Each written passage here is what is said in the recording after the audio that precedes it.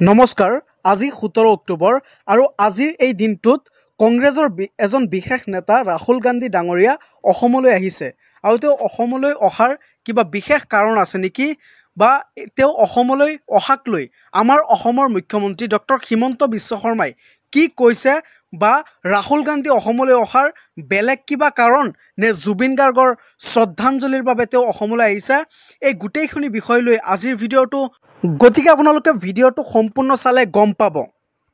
প্ৰথমে আপোনালোকক কওঁ যে ৰাহুল গান্ধী আজি অসমলৈ অহাৰ মূল কাৰণ হ'ল যে তেওঁক জুবিন গাৰ্গক শ্ৰদ্ধাঞ্জলি জনাবৰ বাবে তেওঁ অসমলৈ আহিছে আৰু জুবিন গাৰ্গৰ পৰিয়াললৈ বা উৎসাহ উদ্দীপনা যোগোৱাৰ বাবে তেওঁ অসমলৈ আহিছে। তেওঁ আজি অসমলৈ অহাৰ মূল কাৰণ আছিল জুবিন গাৰ্গ অৰ্থাৎ ডক্টৰ জুবিন গাৰ্গ আমাৰ অসমৰ মানুহৰ হিয়াৰ আমঠু ডক্টৰ জুবিন গাৰ্গক শ্ৰদ্ধাঞ্জলি জনোৱাৰ বাবে তেওঁৰ ইয়াত কোনো ধৰণৰ বিশেষ কোনো ৰাজনৈতিক কোনো কাৰণ নাছিল আৰু সেইকাৰণে ৰাহুল গান্ধী আজি অসম ভ্ৰমণ কৰিবলৈ আহিছে।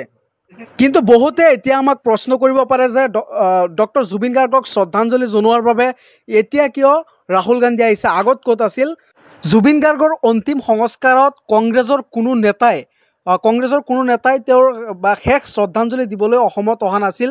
কিন্তু এয়া বহুত দুৰ্ভাগ্যৰ বিষয়, এয়া তেওঁলোকে এইটো কৰা উচিত নহয় বা ইমান দিন পিছত ডক্টৰ জুবিন গাৰ্গৰ মৃত্যুৰ আজি 28 দিন সম্পূৰ্ণ হ'ল বা 28 দিন পূৰ্ণ হোৱাৰ পিছত আজিয়ে তেওঁলোকে অসম আহিছে। এই বিষয়ে আমাৰ অসমৰ মুখ্যমন্ত্ৰী ডক্টৰ হিমন্ত বিশ্ব শৰ্মা কি বিস্ফোৰক মন্তব্য আগবঢ়াইছে সেয়া আপোনালোকৰ মাজত এতিয়া আমি তুলি ধৰিম, আপোনালোকে ভিডিঅ'টো সম্পূৰ্ণ চাওক।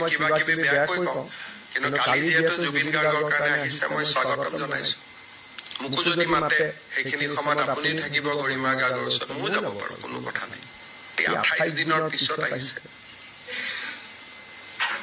জ্যোতিৰাদিত্য সিন্ধিয়া কিৰণ ৰিজিজু প্ৰথম দিনা আহিলে, তেওঁ 28 দিনৰ পিছত আহিছে। তাৰমানে জুবিনৰ মূল্য ইমানেই আছে।